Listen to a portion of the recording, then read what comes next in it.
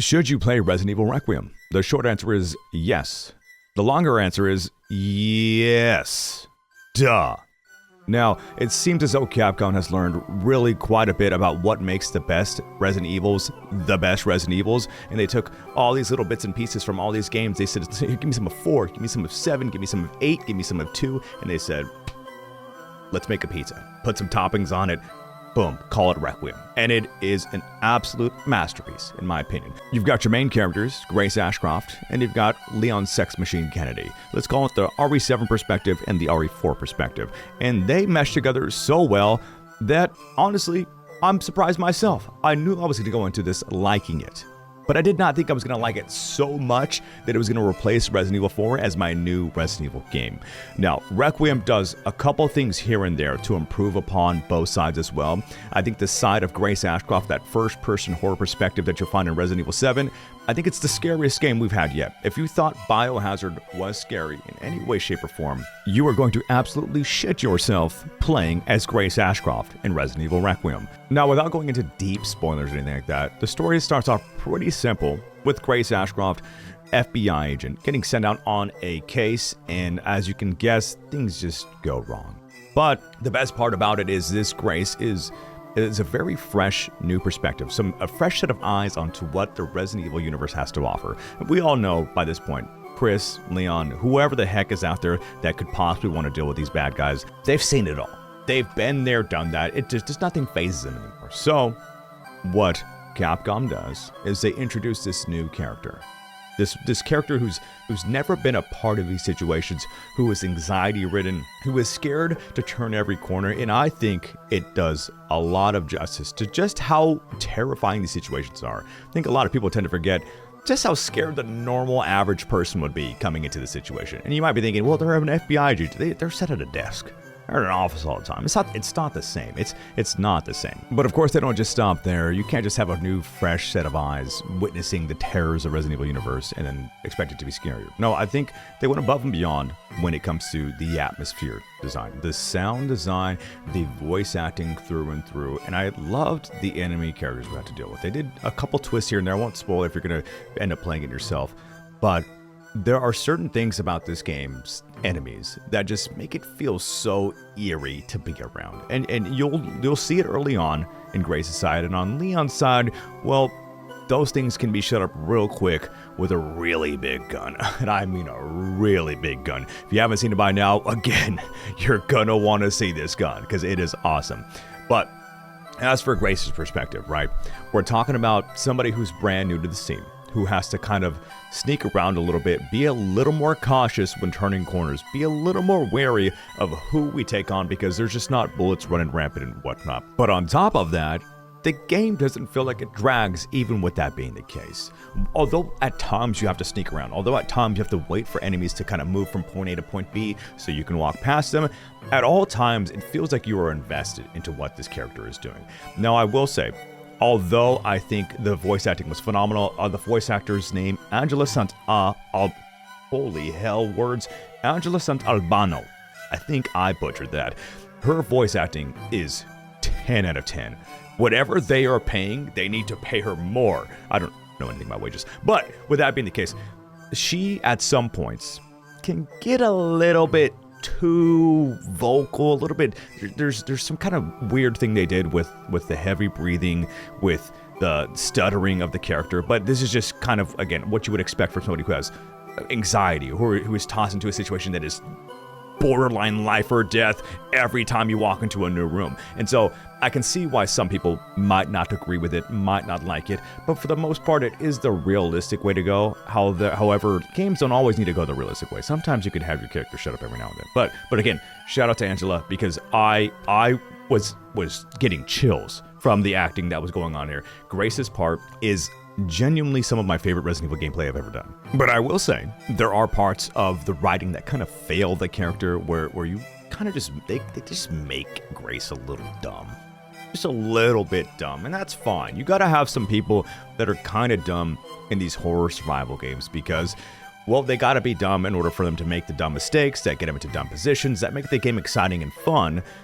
there are going to be some points where you're just kind of yelling at the screen saying, Grace, what are you doing? Because believe me, I had those points. Chat, when we were streaming these games, we were all yelling things. We're all on the same page here, and Grace just was off in La La Land. But like I said, it doesn't take away from the actual writing itself. I think the story is still fun, especially for Grace's side. I think it shows a fresh new perspective of Resident Evil we haven't seen in a while. Even when Ethan got introduced into the franchise, he assimilated pretty quickly into I don't give a damn Leon Kennedy territory, So you would want to have somebody here who is still struggling to survive, who's not just giving up, not just doing something for no reason, but it actually has some investment into this, but still remains on the more timid side of things. And I think Grace Ashcroft is the perfect character for that. I think my one and only real gripe with Grace's side of things was that I wish things moved a little bit faster. Now, I know Resident Evil has never been known for fast sprinters, for fast character movement, other than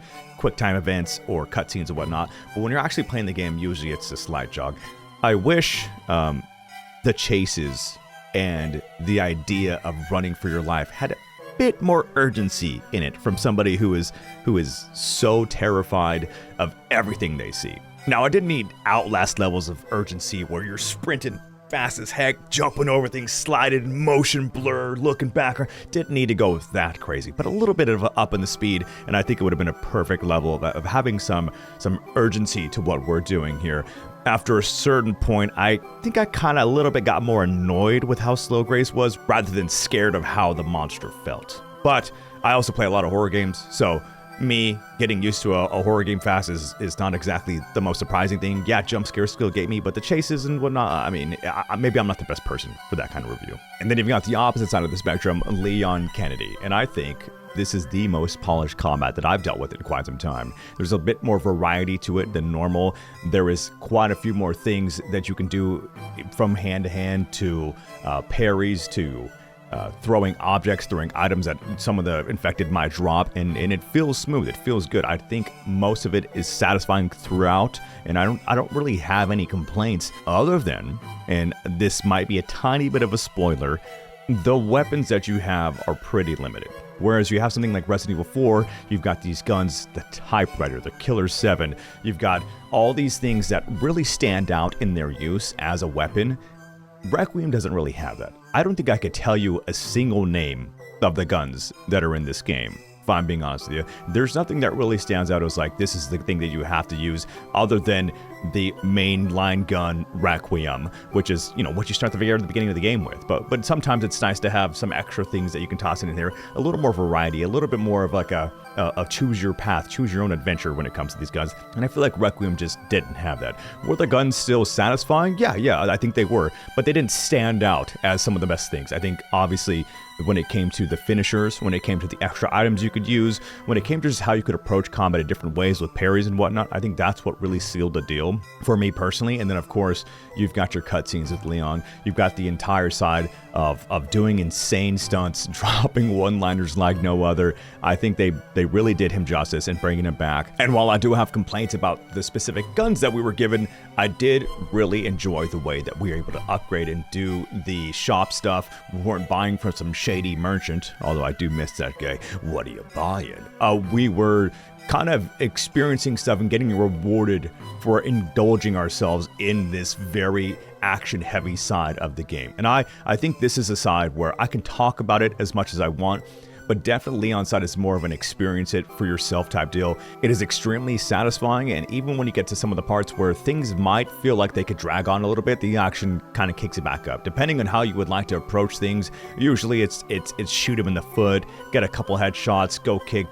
There's different ways to do this now. You don't have to just kind of follow that same old formula that RE2 followed or RE4 followed. You can be a little more diverse with it. And with that being the case, there are a couple parts that could be seen as they drag on a little bit too much, but of course, like most games, it just kind of comes to your approach. It's not a game that is limited by any means, so just have fun with the Leon sections. That's what it's there for. It's to give you a break from being scared and to get some payback for these assholes that are bullying Grace way over on the other side of things. So now that we've kind of talked about the gist of what makes these characters playthrough special, there are a couple things, and this is be our spoiler section, where I'd like to talk about that maybe I could have hoped for. I think in the end, I don't really have too many problems with a lot of these things, but I do see potential in where things could have gone, and that's where I think most people will have a letdown when it comes to stuff like the story.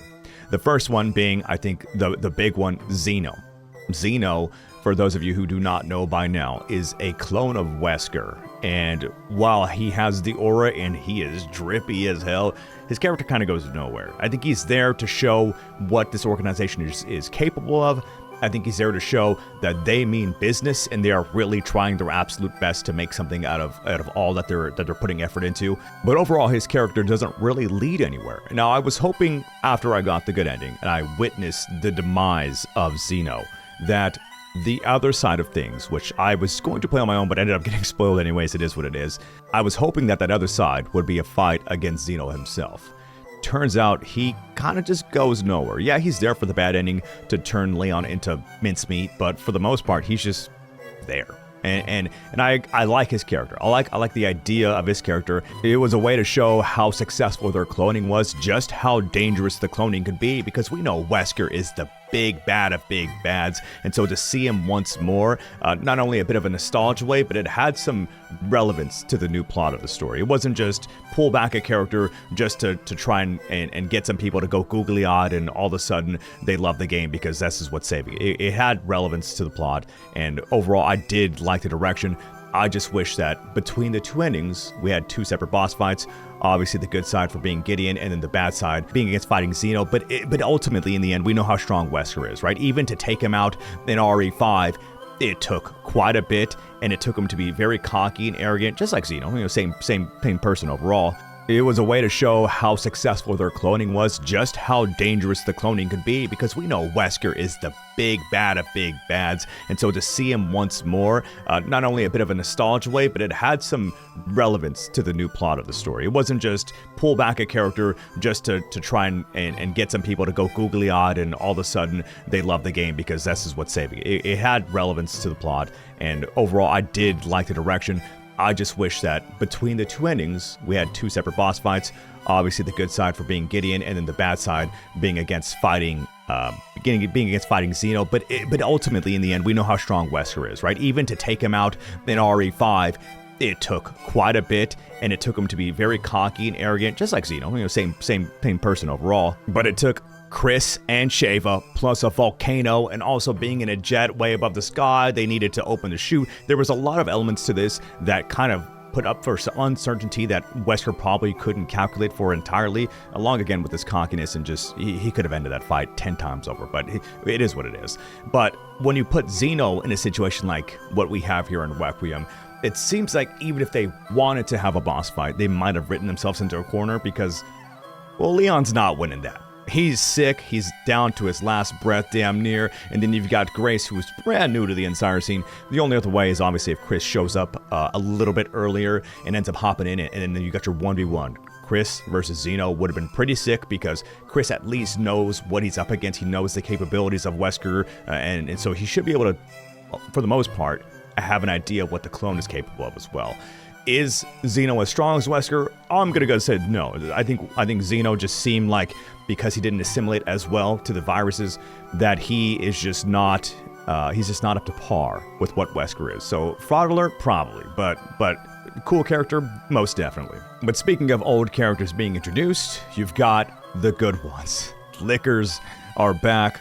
Mr. X is back, but there's actual, again, plot relevance to them being back. It's not just a nostalgia bomb to your face. There is story. There's documents you can read that says, hey, we saw this design that we had many years back. We knew how capable it was, and now we're upgrading it. This is what it's now capable of. This is Project Alpha, Beta, Y, Delta, whatever the heck else, and it's worth this much now. And they're trying to sell these bioweapons, and they're saying, hey, we have things better than ever. Take a gander. Leon, they're coming back at you. Grace, they're coming back at you. And I think those were awesome nostalgia waves to experience, but also part of the new crowd that Resident Evil Requiem has drawn in gets to also see those for the first time.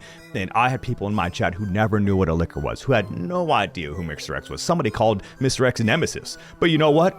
It's cool that they get to see that. There's no gatekeeping here for this game. It's just, here's new characters, here's old characters, here's a new feel in the first person, here's an old feel in the third person, and then overall, everything that makes Resident Evil good is Resident Evil Requiem. I think this game is an absolute 10 out of 10.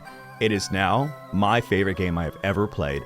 It is easily my favorite Resident Evil, obviously, but Resident Evil 4 follows close behind. Then you've got Resident Evil 2, and then Resident Evil 7 as my number 4.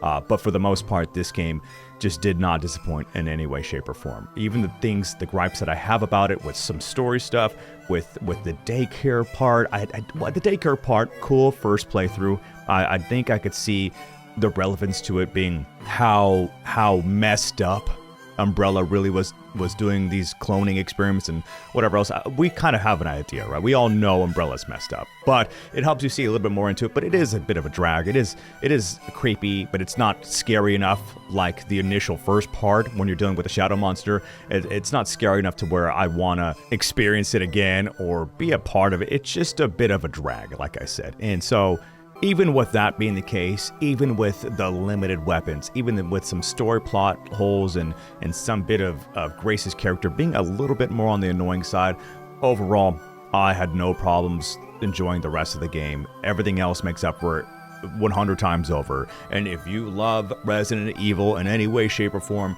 you will 1,000,000% love this game. And if you don't love Resident Evil, this is a very good one to get into. And it'll let you see if you really want to maybe go give the RE2 remake, the RE4 remake, go give Biohazard and Village a trot, because you'll see which side of it that you really vibe with the most. And with that being the case, again, I really enjoyed everything that this game had to offer. The atmosphere, the voice acting, the sound design, the characters that they introduced, the different perspectives, the overall story. While it had some holes in it, whatever, extremely enjoyable through and through. The replayability I can't speak on just yet, but we're going to give Insanity Mode a go pretty soon, so I'll let you guys know in the comments how that one goes pretty soon. Thank you guys for watching, and hope to see you in the next one. Till next time, my friends.